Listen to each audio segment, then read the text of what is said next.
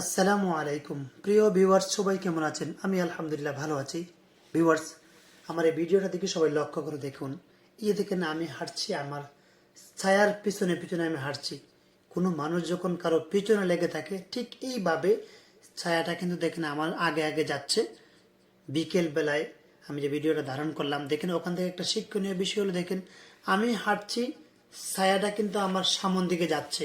তো আমি এখানে আমরা কি বুঝলাম, যে আমি কিন্তু এখন ছায়াটার পিছনে আছি, আমি ছায়াটাকে ধরতে পারতেছি না।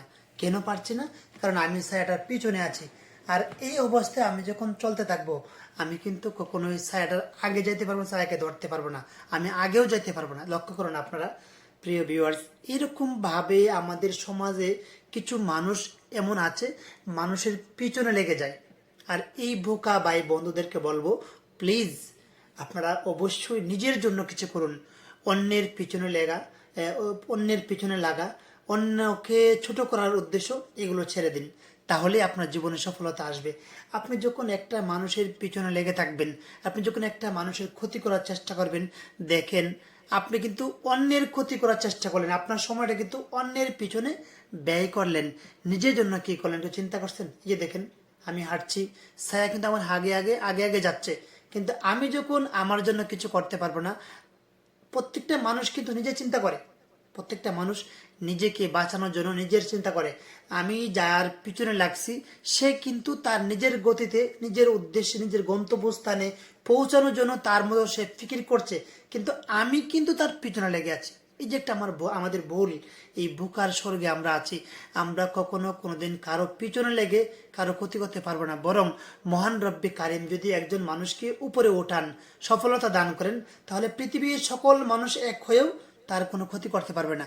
বরং আমাকে তার একটা মানুষের পিছনে না লেগে আমাকে উচিত আমি আমার জন্য কিছু করি।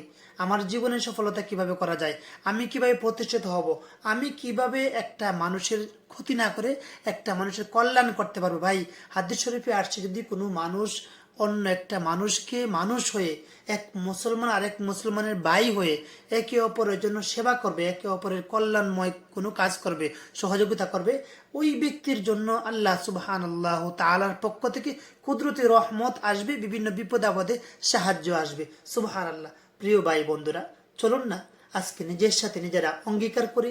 আমি আমার সাথে অঙ্গীকার করি, আপনি আপনার সাথে সাথে অঙ্গীকার করেন, যে আজকে থেকে কখনো কোনো দিন আমরা কি করব না, ওই ভুলগুলো করবো না, অন্যের পিছনে লেগে থাকবো না। প্রিয় বন্ধুরা, আপনারা যদি লক্ষ্য করেন, এই যে মাত্র আমি একটা দোলনা ঝোলাইলাম, এই দোলনা থেকে শিক্ষা করা যায়। দেখেন এই যে কিছু মানুষ বর্তমানে আমাদেরকে ঠিক এইভাবে নাচাচ্ছে, এইভাবে ধাক্কা দিচ্ছে, আমি কিন্তু নড়ছি হাওয়ার উপরে দোলনার মতো।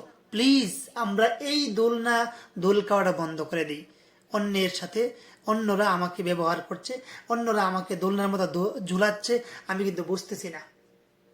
আমাদেরকে এগুলো থেকে আমাদের শিক্ষা নেওয়ার আছে।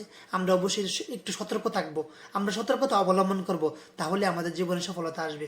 আমরা ভুল ভুল জায়গায়, ভুল স্থানে, ভুল ব্যক্তির সাথে সম্পর্ক করব না। আমাদেরকে অবশ্যই সাবধানে চলা উচিত। মূল কথা হলো, আমরা আজকে থেকে নিজেরা নিজেরা অঙ্গীকার করি, আমরা কখনো কোনোদিন কোনো মানুষের ক্ষতি করব না, কোনো মানুষের পিছনে লেগে যাব না। বরং আমি কোনো মানুষের পিছনে না লেগে কোনো মানুষের সামনে সামনে গিয়ে তাকে সুশিক্ষা দেওয়ার চেষ্টা করব, তার কাছ থেকে কিছু শিক্ষা নেওয়ার চেষ্টা করব। আল্লাহ সুবহানাল্লাহু তাআলা যেন আমাদেরকে সঠিক বুঝ দান করেন, ঈমান ও আমলের সাথে জীবনযাপন করার তৌফিক দান করেন। সবাইকে বলবো, সবসময় বাবা মার খেদমত করবেন, বাবা মার পাশে থাকবেন, মানুষের জন্য মানুষ হয়ে কাজ করবেন। আল্লাহ সুবহানাল্লাহু তাআলা আপনার জীবনে সফলতা দিবেন ইনশাআল্লাহ। সবসময় বলি, আগেও বলছি, এখনো বলবো, প্রিয় ভিউয়ার্স, যদি ভিডিওটি ভালো লাগে অবশ্যই লাইক, কমেন্ট ও শেয়ার করে পাশে থাকবেন। ধন্যবাদ সবাইকে। আসসালামু আলাইকুম ওয়া রাহমাতুল্লাহ।